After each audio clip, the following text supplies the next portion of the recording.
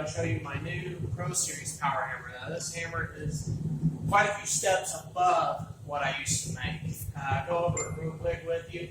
Up top we have a 1 7/8 inch cold roll steel shaft. Runs full length of the hammer.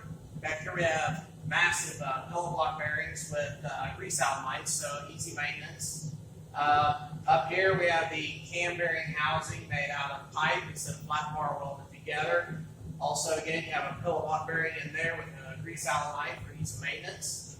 We have a curved counterweight, weighs approximately 10 pounds. With this design, you can take the counterweight off, trace out on some steel, and make your own custom weights if you want to play with it a little bit. If you want something lighter or heavier to suit how you like to feel. Personally, I think this weight gives the best control.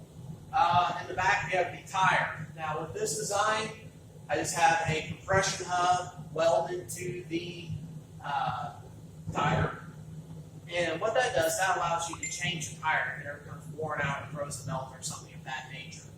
The hammerhead is 60 pounds solid steel. It's not pipe filled with lead. The spring is encased in a piece of pipe on each side, so that spring isn't going anywhere, even with the bolts loosened all the way out. And right here with these nuts is how you adjust the spring tension. Here we have the dies made out of 4140. These are all light paper dies. I make light paper dies, heavy paper dies, flat dies, and combination dies. Each one of the hammers comes with a set of combination dies. Down here we have a 5-inch solid steel ankle post. If you want something bigger, just let me know and I'll let you know how much more that will cost. In the guide system, we have a 1/2 inch thick, 1 inch wide, solid UMHW, and it runs the full length of the guide system. If you look at it, it looks a lot like a little giant guide system. And then over here we have an industrial on-off switch with a panic paddle off. Instead of a light switch, light switches tend to burn out over a certain amount of time. This is industrial strength. And on the back we have a 2 horsepower single phase 1800 RPM electric motor with an aluminum pulley. And back here we have our spring for the tension to hold the motor back in place. All the nuts are aircraft, or what I call them aircraft nuts, but a lot of people call them lock nuts. And I also use the red Loctite as a redundancy to keep everything tight, keeping anything from moving off because of the vibration. So that's pretty much it. And we have, of course, the adjustable pedal system back here and a brake in the back. So we got some steel. It's hot under in the forge, so we're going to go ahead and fire this up. First one I'm going to do is I'm just going to pull out just a 3/8 round bar.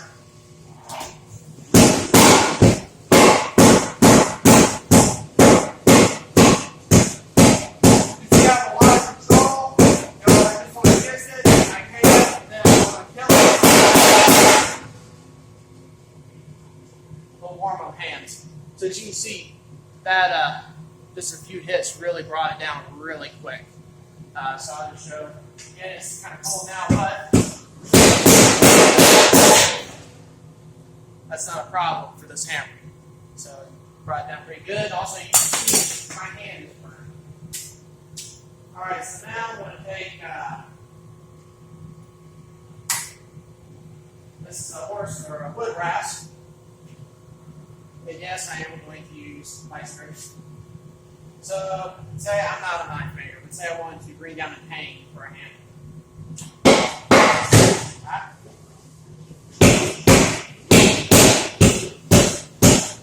Again, a lot of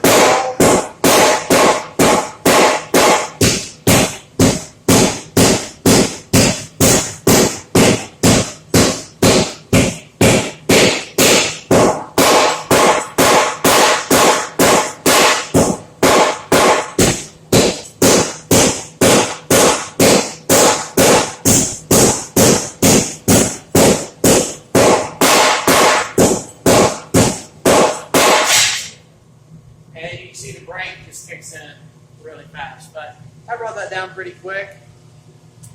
Take another beat. Alright, so I got the Rasp in the forge, it's the heat, so I'm going to move the camera up here close to you. Y'all can see the hammer action up close and personal.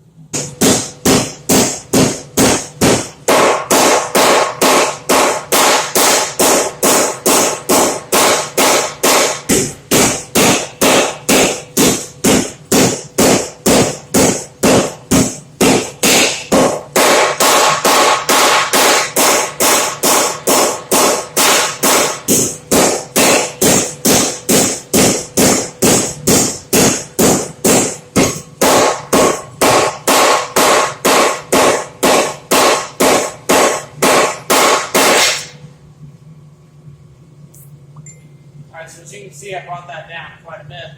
I wasn't even hitting it that hard. For me, when I'm using a hammer, I prefer more control over speed. So, put this back in the fire. Bring another heat. Alright, so as you can see, I've got a slight bulge. I just did my third heat. I've got a slight bulge right there. So I'm just going to tap that. Just kiss it.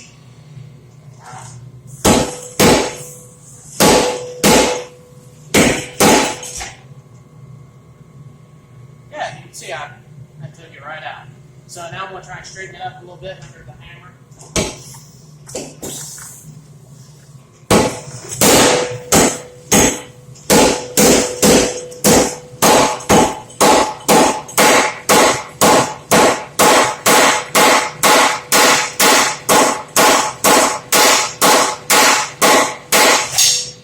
Alright, so we see how the hammer works under smaller material like a wood rasp. We brought that down, as if we were making a knife. I'm not a knife maker. But I mean, I brought it down to about what I would think a heavy tang. And two, this is a little bit finer work, so it shows how much control this hammer has. So what I've got now in the forge is a piece of car axle, race car axle from what I'm told, NASCAR. I'm not exactly sure what kind of steel it is. I just know I do not want to hit it by hand. I have tried hand forging that stuff, and I didn't do it very long. Let's put it that way. So we're going to see how the hammer does under that stock. I want to just try and forge a taper on it as if I was making like hot cut marking. So get this heated up, and then we'll see how the hammer does.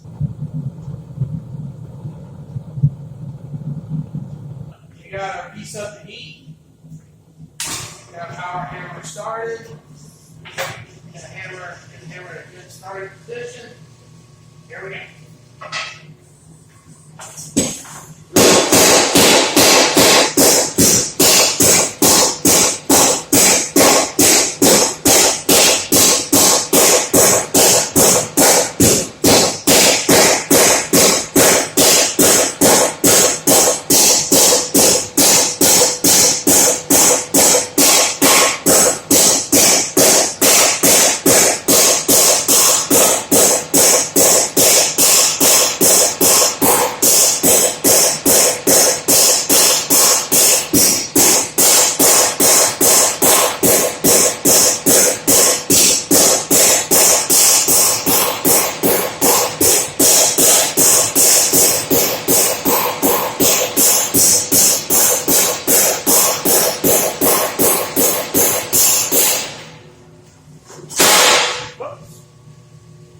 Alright, so we brought that down pretty good for first heat. Like I said, this stuff is crazy hard. So let's put this back in the forge, get another heat.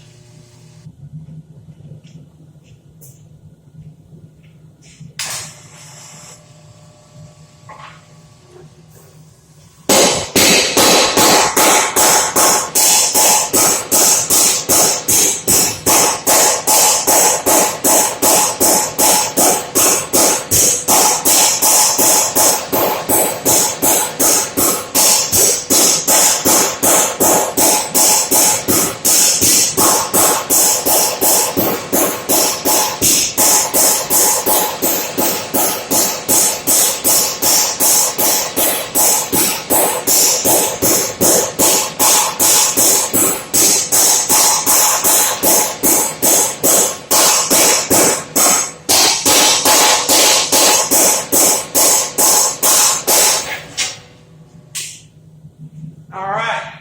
Well, that down to nice fine paper. I'm going to step over to the anvil, straighten it up.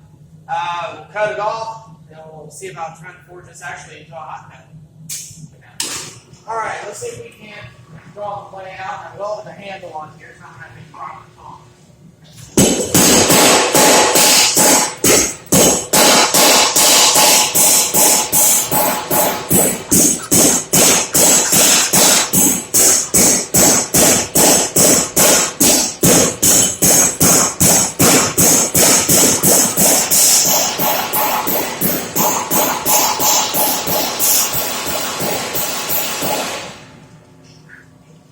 Stop the hammer! Oh! You couldn't see, I was burning my hands up. Woo! I'm going to go pull this baby down in some water and I will be right back. That was uncomfortable. Alright, so I've got my hot metal welded to a small piece of steel to act as a handle, since I don't have any proper tongs to hold onto it. So go ahead and fire the hammer. See what we can do.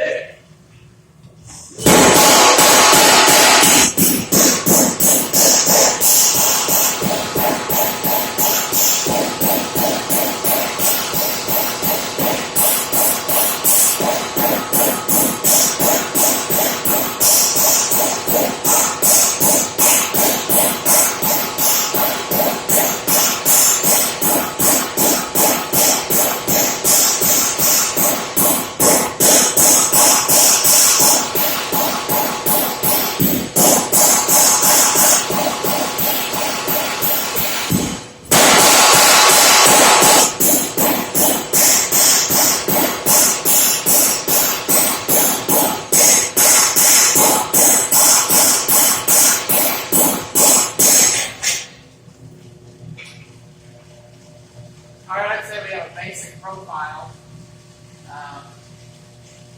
It's been a long time since I made one, but you can't tell. I'm going to come back here and grab some more material and try to pull this out each side, because I want a wider hot cut. Alright, we're back up to heat. One thing this is doing is it's showing me, reminding me how long it's been since I've actually tried to make one of these. Alright, I'm going to pull up here to the side and try to draw it out.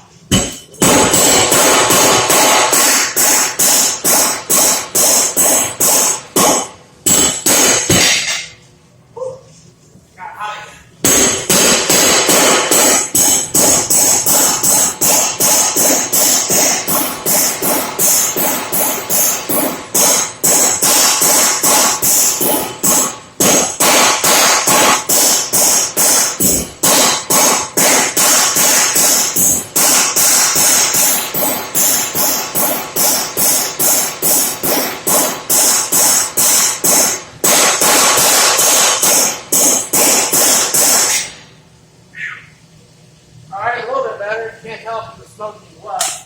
My handle's heating back up, so I'm going to cool it down and put this back in the fire. There, I'll put it down here where you can see. Yes. So I've got my profile a little bit better. I want to put it. I want to pull this handle down first, and now I'll draw. I've got a lot of material here in the center. I'll push that out, so that should help us with our profile a little bit. All right, we're on for our next heat.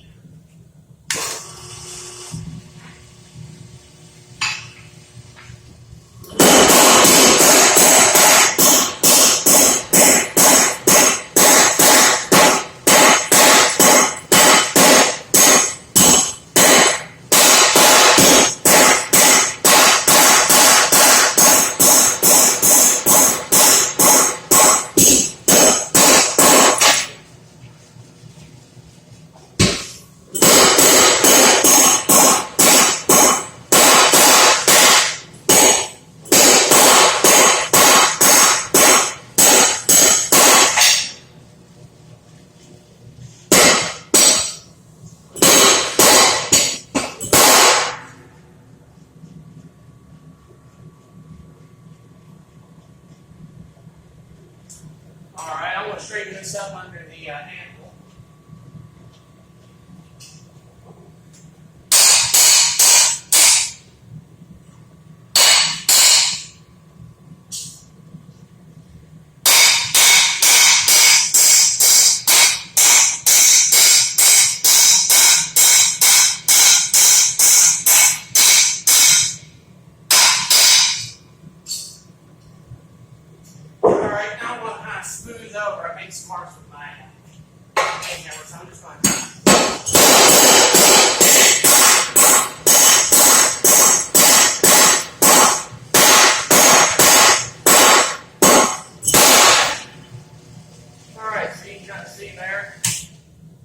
They're pretty good. So I'm going to go ahead and shut down the forge, put an edge on it. I'm fairly happy with how it turned out. I think that's the first hot cut I've made in 3-4 years. So, yeah, I'm pleased. And all that, except a few straightening out, was all done under my Pro Series power hammer.